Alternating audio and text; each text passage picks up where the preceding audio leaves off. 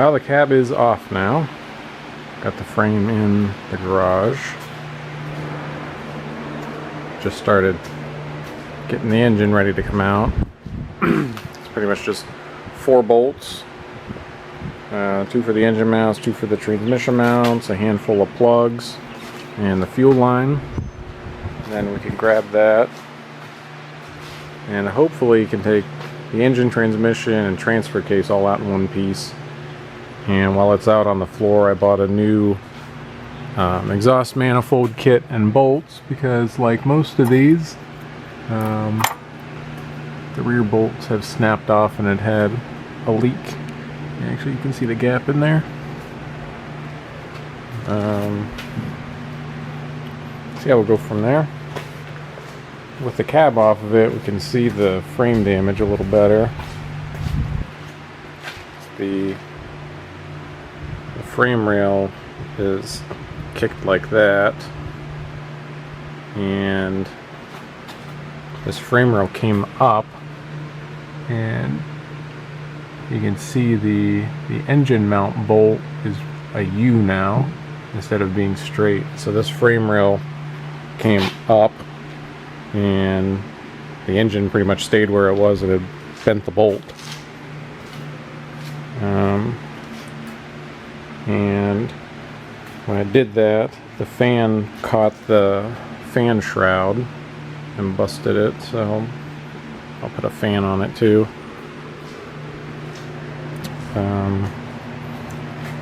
Yeah, so we'll just go from there, start swapping everything over to the new frame, fresh from the dealer.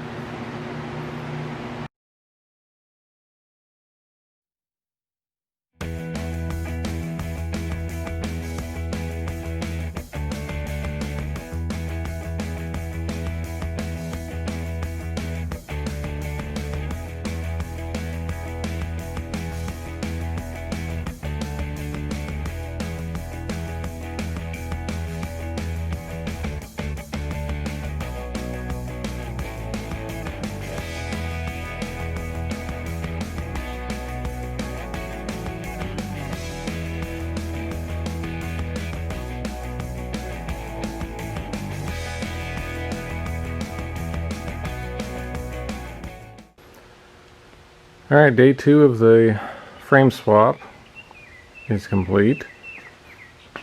Cab sitting outside under a tarp. Yeah, I got everything swapped over today. Wasn't too bad. Took about, I think, maybe 4 hours to get the back axle, gas tank, all the wire harness, exhaust, get all that swapped over. And while the engine was out, I did the exhaust manifold gaskets. Like is very common, this one was snapped off on both sides. So I did that, and we set it in. I need to do some more work on the motor while it's in the open. But Dad was here, so we just set it in, and then I'll put the bolts, I'll put the nuts on the transmission mount, and then that way I can just pick up the front of it. I got to put a power steering pump on it, seeing how it's making noise. And when we took the engine out, it slipped on the stand and came down on the not the power steering, the AC compressor pulley. So I'll have to look and see if I can replace that pulley, or if I have to put the whole compressor on it. So I'll do that while it's in the open and give it an oil change. Oh, and the driver's side engine mount bolt, got it out. I had to cut it off because it's a little bit bent. So to replace that, that's supposed to be straight. So I'll grab one of those from the dealer and hopefully button it up, you know, over the next couple weeks as I have time. Well, today we're going to try to get the cab back on it. I don't have any help today, so we're just trying to do it on my own. I made some improvements since when we took it off, because we had some issues with counterbalance. I've put the bucket on the hoist.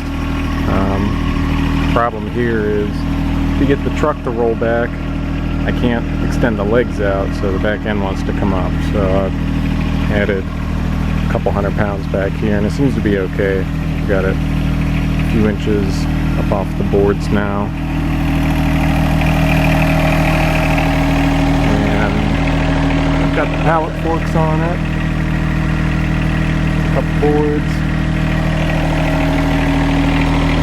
They kept wanting to tip forward, so I added a ratchet strap back here to the latch down to the pallet fork to keep it from tipping. And the tractor's not very heavy. Last time I just had the box blade on it. I put the backhoe on it today. That's about 700 pounds. And then if the back end still wants to come up, I can extend the boom out to get a little more counterbalance. I guess we'll just hope for the best, go from there.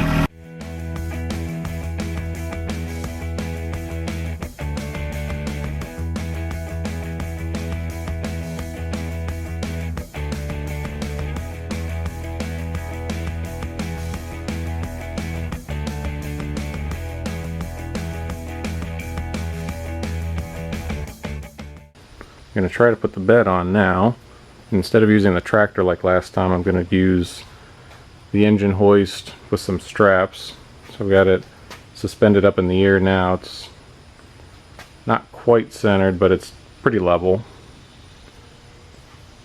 And that should be a little bit easier to control than using the pallet forks on the tractor.